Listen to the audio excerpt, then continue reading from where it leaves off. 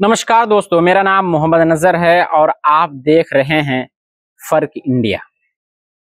आप चैनल पे नए हो तो आप चैनल को सब्सक्राइब करें पहले। और आज हम कुछ खास महत्वपूर्ण बिंदुओं पे आपसे चर्चा करेंगे। साथियों, कुछ बात ऐसा है लोकसभा चुनाव को लेकर के हम आपसे चर्चा करने वाले हैं कि 2024 का चुनाव आपके लिए कितना मायने रखता है। यकीनन अगर युवा हैं तो आपके लिए देश का जो 24 का चुनाव है वो आपके लाइफ में क्या बदलाव करने जा रहा है, या आप पहली बार वोट करने जा रहे हैं। बहुत सारे युवा करोड़ों की संख्या में इस बार पहली बार वोट करने जा रहे हैं। तो मैं आपसे कुछ राय चाहता हूं। आप हमारे चैनल पे लगातार बने रहते हैं और हमारी वीडियो रिपोर्टिंग जिलों उत्तर प्रदेश के अन्य अन्य जिलों से आप लगातार देखते रहते हैं। हम जनता के बीच में भी जाते हैं, अपनी राय रखते हैं और लोगों की राय लेते भी हैं। तो आज मैं आप लोगों से कुछ सवाल करना चाहता हूं और उसके आपसे मैं जवाब की अपेक्षा रख रहा हूं। तो साथियों, मैं ये जानना चाहता हूं कि एक तरफ जहां भारतीय जनता पार्टी 400 पार का नारा दे रही है, वहीं पे इंडिया अलायंस तमाम मैनिफेस्टो के साथ उत्तर प्रदेश में या पूरे भारत में मजबूती के साथ लड़ने का दावा कर रही है। जहां पे प्रधानमंत्री नरेंद्र मोदी ने 400 पार सदन में खड़े होकर इशारा कर दिया, वहीं पे राहुल गांधी तमाम योजनाओं के साथ में भारत भ्रमण पर निकले हैं। उनका भारत भ्रमण इस समय महाराष्ट्र में जाके समाप्त हो चुका है, लेकिन कहीं ना कहीं वो पूरे अपने भारत भ्रमण में उस योजनाओं को लेकर चले हैं जो उनके चुनाव के मुख्य अहम मैनिफेस्टो हैं। दूसरा, जो अभी पूरे देश और दुनिया ने जो किसान आंदोलन को लगातार पिछले 4 साल से लगभग चल रहा है, बीच में साल 2 साल के लिए वो लोग सरकार के वादे के मुताबिक घर गए, लेकिन उनका कहना है कि सरकार ने हमारी बात नहीं मानी। हमारा जो सरकार से बात हुई थी वो वादे लागू नहीं हुए, उसको लेकर के हम फिर से मजबूर हैं सड़क पे यानी आने के लिए, आंदोलन करने के लिए। तो राहुल गांधी कहीं ना कहीं लगातार एमएसपी की भी गारंटी की बात रख रहे हैं कि सरकार बनते ही पहले कैबिनेट में हम एमएसपी की गारंटी लागू कर देंगे। और सबसे बड़ी जो बात इस बीच में राहुल गांधी जी ने कही है वो ये है कि 30 लाख पद केंद्र में खाली हैं, सरकारी नौकरी। हम सरकार में बनते ही पहली कैबिनेट बैठक में हम 30 लाख नौकरी सरकारी पक्का कर देंगे। जैसे उनकी कुछ मेन योजना है, जैसे कि युवाओं को लेकर के साल में 1 लाख रुपया का उन्होंने जो प्रावधान किया है। जो ग्रेजुएट हैं, जो 25 से प्लस हैं और पढ़ाई लिखाई कर रहे हैं, उनको फाइनेंशियल सपोर्ट के लिए राहुल गांधी की सरकार यदि बनती, यानी इंडिया अलायंस की समर्थन की सरकार बनती है, तो उनको 1 लाख रुपया साल का सहायता राशि प्रदान की जाएगी। दूसरा, जो महिलाओं को हमारे देश में लगातार महिला को लेकर के हर सरकारें बात करती हो, चाहे प्रधानमंत्री नरेंद्र मोदी जी हो, चाहे विपक्ष में इस समय मुख्य रूप से इंडिया अलायंस में कांग्रेस पार्टी हो, लगातार महिलाओं की बात करते रहते हैं कि महिलाओं की भागीदारी, महिलाओं को हिस्सेदारी, महिलाओं को बराबर हक और न्याय मिलना चाहिए।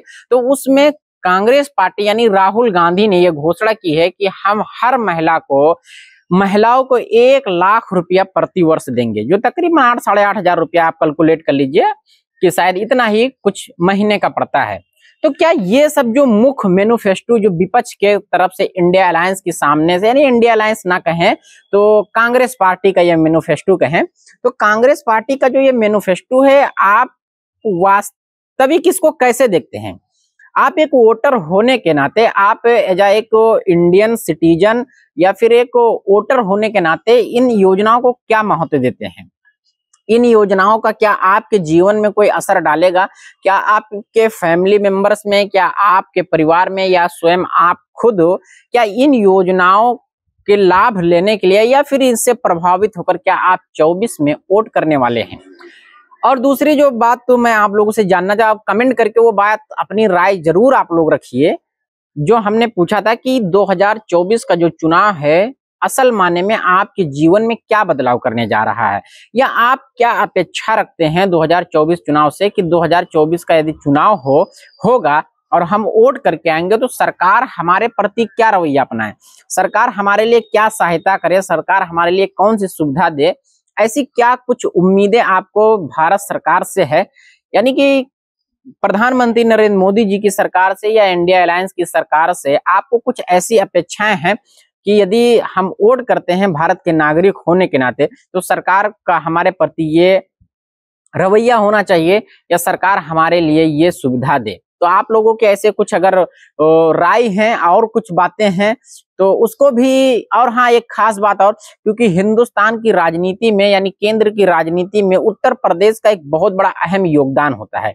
यूं कह लें कि भारत की राजनीति जो तय करता है वो उत्तर प्रदेश तय करता है। उत्तर प्रदेश में तकरीबन 25 करोड़ जनता और 80 लोकसभा सीटें हैं, जो प्रधानमंत्री जी को दोनों बार लगभग भर भर के वोटे उत्तर प्रदेश के लोगों ने दिया है। और इस बार कहीं ना कहीं 80 में 80 मुहर मारने के, यानी कि 80-80 जीतने की बात भारतीय जनता पार्टी की तरफ से किया जा रहा है। लेकिन मैं उत्तर प्रदेश में अगर मुख्य विपक्ष रूप से को देखा जाए तो अखिलेश यादव है, यानी समाजवादी पार्टी है, और वो कहीं ना कहीं पीडीए फार्मूला पे चले हैं।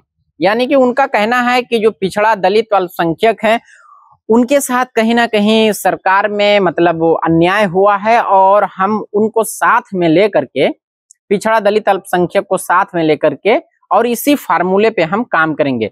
और एक सबसे बड़ी जो मांग इस समय इंडिया अलायंस की तरफ से की गई है, या अदर पार्टियां अपनी अपनी बात ये इस पे रखती हैं कि जातीय जनगणना, जिसकी जैसी जनसंख्या उसकी उतनी भागीदारी, यानी जिसकी जिससे हिस्सेदारी उसकी भागीदारी के हिसाब से उसको हिस्सेदारी दिया जाएगा। तो आप इन सब मैन जो मुद्दे हैं पार्टियों की तरफ से क्या राय रखते हैं, आप इसके ऊपर कमेंट करके आप हमें अपनी प्रतिक्रिया जरूर दें। और कुछ यदि आप सजेस्ट करना, सुझाव देना चाहते हैं तो वो भी आप कमेंट बॉक्स में लिख सकते हैं। और हमारी बात यदि आपको पसंद आई हो और तो इसको शेयर कीजिए, और हमारे बातों का अगर आप समर्थन करते हैं तो भी आप कमेंट में अपनी राय लिख सकते हैं। और वीडियो शेयर कीजिए, और चैनल पे यदि आप नए हैं तो चैनल को सब्सक्राइब कीजिए। धन्यवाद। फिर मिलेंगे हम कभी नेक्स्ट टॉपिक पे, फिर चर्चा करेंगे आप लोगों से। धन्यवाद।